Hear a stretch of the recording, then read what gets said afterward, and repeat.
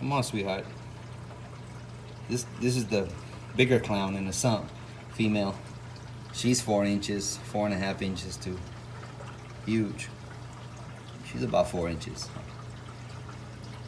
She's huge. Yeah, she's huge. She's bigger than Big Mama. I call her Bigger Mama. And she's beautiful. She eats out of my hand too. She knows I love her, even though she's in this little apartment, cramped up apartment. But she can't go up on the she can't go up on the north side, because if she goes up on the north side, her and Big Mama are gonna clash for sure. That's a no-no. So let me see. I started this out. I did a water change yesterday on this tank. I did 15 gallons. And when I turn everything back on, this pump is so covered with the bubble algae and algae that it doesn't start on its own. So I have to give it a little nudge. It's plugged in.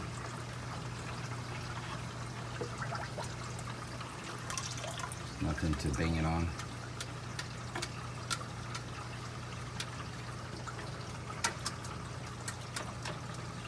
So let me put down this camera.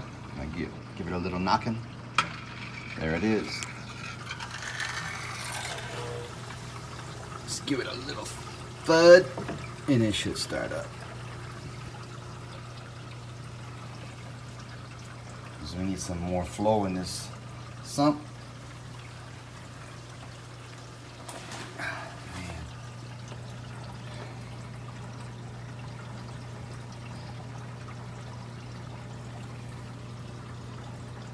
That leather's coming out good.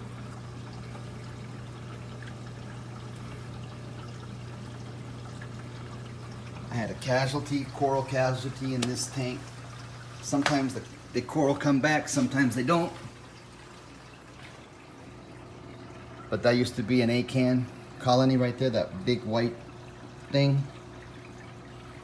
And what happened was that pink Kenya tree laid right on top of it and stung the mess out of it and killed a whole colony.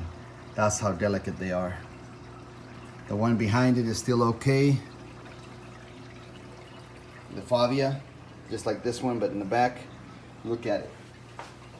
Here, it got touched by something and it killed off the whole end of it there. Thank goodness there's a break in it, because if there's no break in it, it would all just black out. 5 years of growth would be gone. This started like the size of an egg, and now it's the size of a grapefruit. So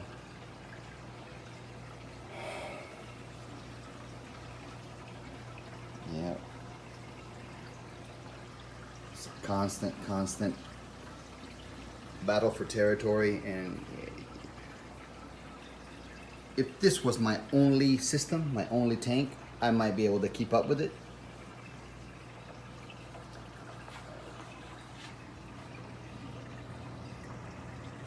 The original Montipora frag, the size of a coin, now it turned into this big monster. Bigger than this. I just clipped so much of it off that. But, yep.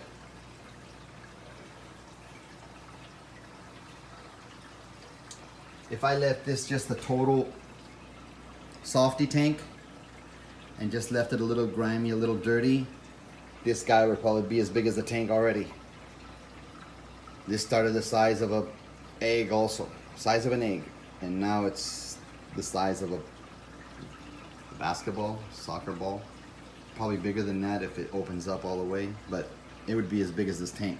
No lie, if this tank was dirtier. But because of all these other corals I keep in here, like this SPS, and you gotta find that, like I've said before, that little micro balance, which is hard to find. One thing is happy, the other one usually is not. Like something is making these guys very unhappy. These two.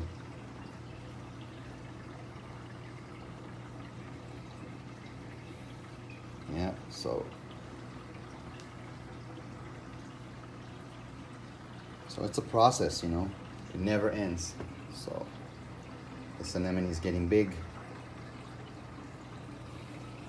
I have to get these magnets. I just don't know what to get. I don't want to pay $10 for a tiny little magnet online. That's a ripoff. But I saw the other magnets they sell in bulk. Pretty cheap, but I don't know if those are reef safe. So I use the magnets from my old pumps. And those are safe. But I need to find a lot more so I can put all these up there and my 8 cans and these and stop them from getting stung and put them on the wall and let them grow nicely. That'd be nice. I got that idea from Reef Builders. Yeah, so he's got that really nice idea, putting the frags on the glass like that. Problem is just finding the magnets. Ah, look who came out, the weed eater. If you can see him in there, see him, the blenny. He keeps that algae under control. And he's hard to see. He's rare to see. See, I got a lot of life in here. It's very rare to see. Sometimes you don't see them. The crabs you don't see. Maybe at night they come out. But yep, there you go. He's gone. And I have a fire shrimp in here. He's right there. He comes out whenever he wants. That's his house in there. That's his little cave. See, but I keep my tank relatively clean, and this is why the frog spawn don't take off as much. They could be a lot bigger, and when I get the tank too clean, these start to suffer and die off a little bit, like you see here. So it's a constant balance between clean and dirty, clean and dirty, clean and dirty. Fish are not affected. They love the clean water. The corals let you know what's going on with your tank. My anemones are pretty much duty-free. The torches are pretty much easy. SPS are fickle. This one is very fickle. And some of my LPS are fickle. So those are the ones that let you know what's going on in your tank. If you're low, if you're high, if I just look at my tank and I know exactly what I need to do, or I need to do check. You never dose anything to your tank without doing chemistry check, without checking your levels of anything. Whether it be alkalinity, you need to check very frequently. If you can daily, it's even better. But I don't have that. I try to make time. I do it maybe twice a week. Calcium, I know is pretty steady. My magnesium drops, so that one, and alkalinity is what I check quite often. It gets used up, it gets skinned up. So those two you have to keep up. Stuff starts dying off. Yeah, you get to know your tank and the balance of your tank.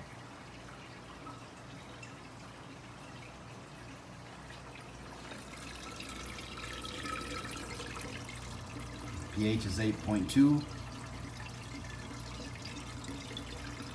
That fluctuates between night and day. Sometimes it goes to 8.4. Well, it's my reef update. Everything's high. Fish are happy.